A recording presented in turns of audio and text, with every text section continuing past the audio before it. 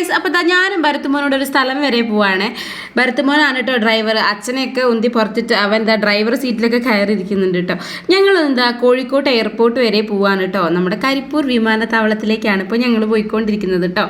അങ്ങനെ എന്തിനാ പോകണമെന്നില്ലേ, മാമൻ്റെ മോനാണ്, ഏട്ടൻ്റെ അർജുനാണ്. അവനെ ഞങ്ങൾ എയർപോർട്ടിലേക്ക് ആക്കാൻ വേണ്ടി പോയതാണ്. അവൻ സൗദിക്ക് പോവാണ്. അപ്പം ഞങ്ങൾ എല്ലാവരും കൂടെ ബൈ പറയാൻ വേണ്ടി പോയതാണ് കേട്ടോ. അവൻ രണ്ടാമത്തെ പ്രാവശ്യമാണ് പോകുന്നത്. ഫസ്റ്റ് ടൈമും ഞങ്ങൾ എല്ലാവരും കൂടെ പോയിട്ടുണ്ട്. ഇതിൻ്റെ വീഡിയോ ഞാൻ ഇട്ടിട്ടുണ്ട് കേട്ടോ.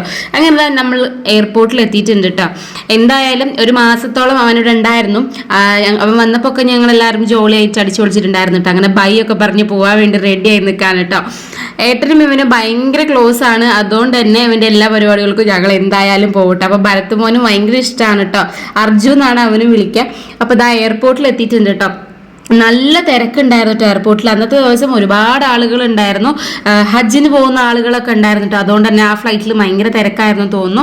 അങ്ങനെ ഞങ്ങൾ തിരക്കിനുള്ളിൽ കൂടിയൊക്കെ കഴിയുന്നത് ഫോട്ടോസൊക്കെ എടുക്കാൻ നോക്കി. പക്ഷെ ഒന്നിനും സാധിച്ചില്ല. നമുക്കൊരു ഹാപ്പി ജേണി സ്റ്റാറ്റസ് ഇടാൻ പോലും ഫോട്ടോ എടുക്കാൻ പറ്റിയിട്ടുണ്ടായിരുന്നില്ല കേട്ടോ.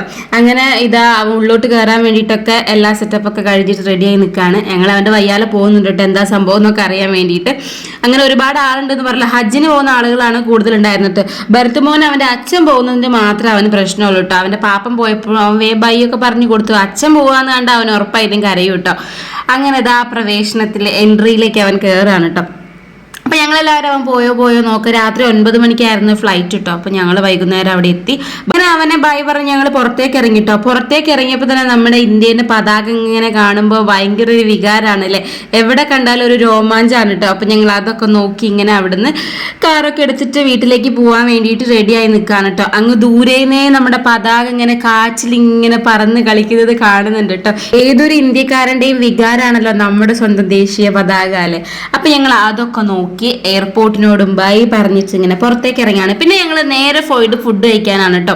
ഫുഡ് കഴിക്കാൻ പോയത് നമ്മുടെ സൂഫി മന്തിയിലാണ് കേട്ടോ. അവിടെ അടിപൊളി മന്തികളൊക്കെ ഉണ്ടായിരുന്നു. അവിടെ മെനു ഒക്കെ നോക്കിയിരുന്നു കേട്ടോ. അപ്പം ഞങ്ങൾ ഹണിയാണ് കേട്ടോ ഓർഡർ ചെയ്തത്. ഹണി മന്തിയാണ് ഓർഡർ ചെയ്തത്.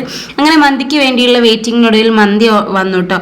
അവരെന്തൊക്കെയോ ഓർഡർ ചെയ്തിട്ടുണ്ട്. ഞാനും ഏട്ടനും മാമയൊക്കെ ഹണിയാണ് കേട്ടോ ഓർഡർ ചെയ്തത്. മട്ടനും വേറെ എന്തൊക്കെയാണ് അവർ ഓർഡർ ചെയ്തിട്ടുണ്ട്. അങ്ങനെ ഭരത്തുമോനൊരു പ്ലേറ്റ് ഒക്കെ കൊടുത്തിട്ടുണ്ട്. ഞങ്ങൾ മന്തി കഴിക്കാനും സോഫിയിലെ മന്തി കഴിച്ചാലുള്ള പ്രത്യേകത വെച്ചാൽ പിന്നെ നമുക്ക് വേറെ ഒരു സ്ഥലത്തെ മന്തിയും ഇഷ്ടപ്പെടുമല്ലോ കേട്ടോ.